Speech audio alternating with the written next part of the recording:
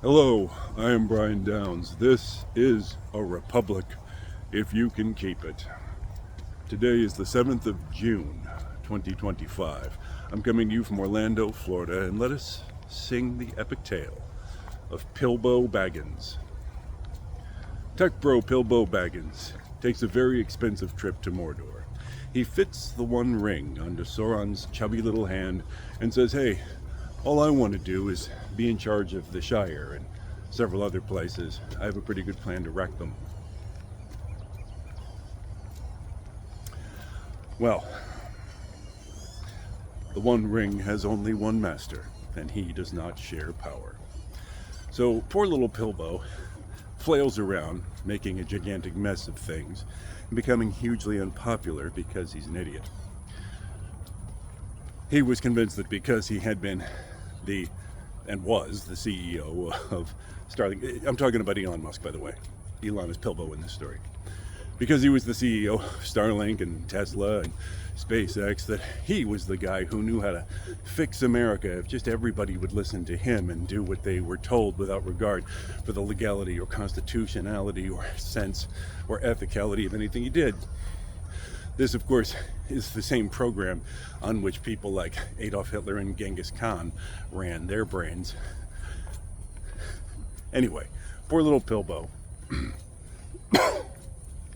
puts the ring on Sauron's chubby little hand and then finds out that the ring's master does not share power. Elon showed up in Trump's presidential campaign rather late in the game, pulling a money trailer behind him. And he said, hey, I would like a lot of power, please. And Trump said, sure, yeah, whatever you want, just open up the money trailer. So Doge was created and devastated many lives and wasted a lot of money. Of course, expert analysis shows that Doge spent more money than it ever saved or caused more damage than it produced profitability or efficiency.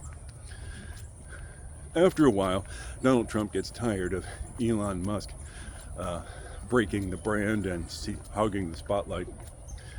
And so he shows him the door in a press conference in the Oval Office where Donald Trump provides him with a symbolic key to the White House and then tells him to go away. Within a couple of days, Elon Musk casts himself as the hero of this story. Having been thrown out from the center of power, he starts pissing back in, saying, oh, well, Donald Trump ought to be impeached.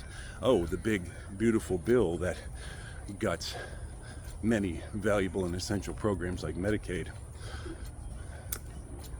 I have videos on that subject. Please, avail yourself. That's not such a good idea. Gee, I don't like that now that I've been sent outside the palace.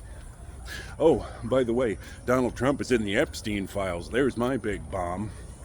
First of all, you're not surprising anybody with that claim. Second, do you have the Epstein files? Have you seen the Epstein files? Can you prove he's in the Epstein files? Did anyone tell you he was in the Epstein files? How did you come by this information? Well, thanks for the vague booking, Elon. Fuck off. Donald Trump, of course, firing back. The most powerful man in the world against one of the richest men in the world, duking it out on social media like they're rival claimants to the tiara of this year's prom queen. And they seem to think that this makes sense. They seem to think that this is how you ought to behave when you are a king. Donald Trump, of course, having portrayed himself on social media as a king. Long live the king. A U.S. president wearing a crown in a public statement from the White House. But, of course, that was many years ago. There are no written records or survivors.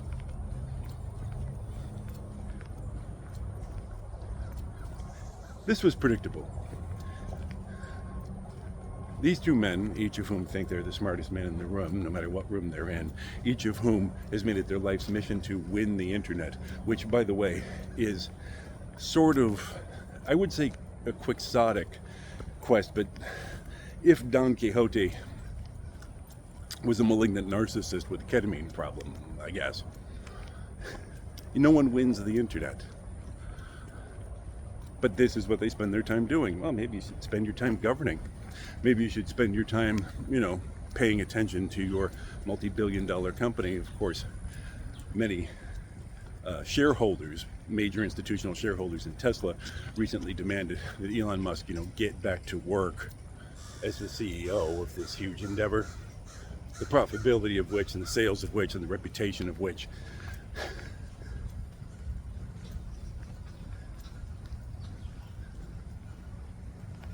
how do you describe this disaster? Musk, of course, has destroyed his various business ventures by his involvement with Camp Run Amok.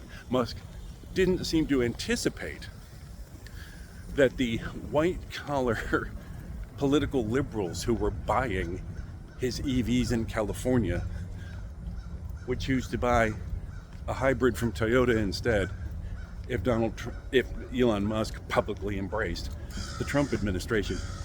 Big surprise. Elon Musk seems to be sadly, bitterly disappointed that the public that once admired him so much has now decided that he's not such a nice guy when he has married himself to American authoritarianism. Elon Musk says, gee, why don't they like me? What? Do you not have a public relations department?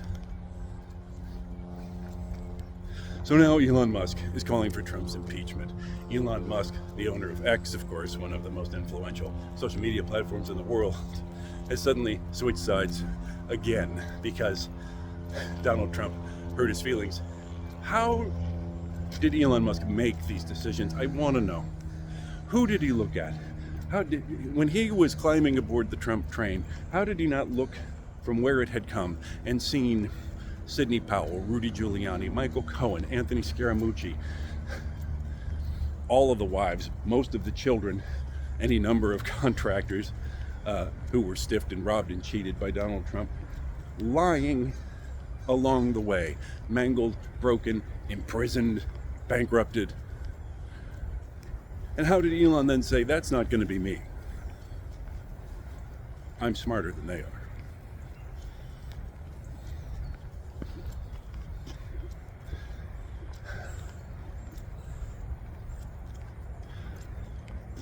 Donald Trump attracts these kind of people, of course. And he has a finely calibrated sensor for identifying who will allow themselves to be mutilated in this way. And this is how he's done it all his life. Elon Musk wasn't smart enough to see that. But we saw it.